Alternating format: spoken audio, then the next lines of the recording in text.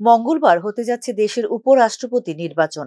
মাত্র 50 দিন আগে জগদীপ ধনখড়ের আকস্মিক পদত্যাগে শূন্য হওয়া পদে এবার দুই প্রার্থীর মধ্যে হবে লড়াই। একদিকে ক্ষমতাসীন এনডিএ এর মনোনীত প্রার্থী মহারাষ্ট্রের রাজ্যপাল সিপি রাধাকৃষ্ণন, অন্যদিকে বিরোধী ইন্ডিয়া জোটের প্রার্থী সুপ্রিম কোর্টের অবসরপ্রাপ্ত বিচারপতি সুদর্শন রেড্ডি। উপরাষ্ট্রপতি নির্বাচনে লোকসভা ও রাজ্যসভার মিলিতভাবে ভোট দিতে পারবেন মোট 786 সাংসদ। এর মধ্যে এনডিএ এর সমর্থন রয়েছে আনুমানিক 422 জন সাংসদের, যা সংখ্যাগরিষ্ঠতার জন্য প্রয়োজনীয় 391 ভোটের তুলনায় অনেক বেশি। তাত্ত্বিক হিসেবে এনডিএ এর জয় নিশ্চিত মনে হলেও গোপন ব্যালটের কারণে অনিশ্চয়তার জায়গা থেকেই যায়। 2017 সালে উপরাষ্ট্রপতি নির্বাচনে 11টি এবং 2022 সালে 15টি ভোট অবৈধ হয়েছিল।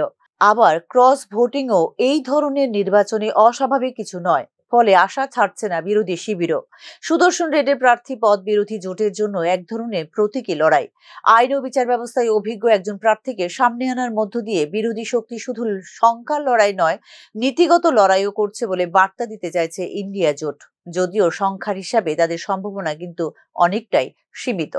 কে কাকে সমর্থন করবে সেই প্রশ্নে এখনো ধোঁয়াশা রয়েছে কিছু দলের ক্ষেত্রে। কেসিআর এর নেতৃত্বাধীন বিআরএস আনুষ্ঠানিক ঘোষণা না করলেও এই ক্ষেত্রে কাউকেই সমর্থন নাও করতে পারেন বলে ইঙ্গিত দিয়েছেন তারা। রাজ্যসভায় তাদের সদস্য আছেন 4 জন। ফলাফলে সামান্য হলেও প্রভাব ফেলতে পারে ছোট দলগুলির অবস্থানও। 2022 সালের নির্বাচনে এনডিএ প্রার্থী জগদীপ ধনখড় পেয়েছিলেন 528 ভোট। ওই ক্ষেত্রে বিরোধী প্রার্থী মার্গারেট আলভা পান মাত্র 182 ভোট। তখন বিরোধীদের অবস্থান পৃথক পৃথক এবং ভোটই দেননি 56 জন সাংসদ। কিন্তু এবার তুলনামূলকভাবে ঐক্যবদ্ধ এবং সংসদে তাদের শক্তিও কিছুটা বেড়েছে বিরোধীদের। সোমবার দিল্লিতে এনডিএ সাংসদদের ভোটদান প্রক্রিয়া বুঝিয়ে দেওয়া হয়েছে। অন্যদিকে সাংসদদের নিয়ে মক পোলের আয়োজন করেছে ইন্ডিয়া অ্যালায়েন্সও। হুইপ জারি করা না গেলেও দলের ভেতরে কোনো ভাঙ্গন যেন না ঘটে তার চেষ্টা থাকবে উভয় পক্ষেরই।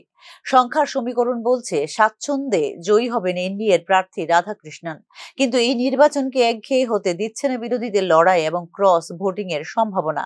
মঙ্গলবারের ভোটে শুধু নতুন উপরাষ্ট্রপতি নির্বাচন হবেন না, পাশাপাশি সংসদের ভেতরে ক্ষমতাসীন ও বিরোধী শিবিরের শক্তির মাপজোকও পাবে এক নতুন মাত্রা।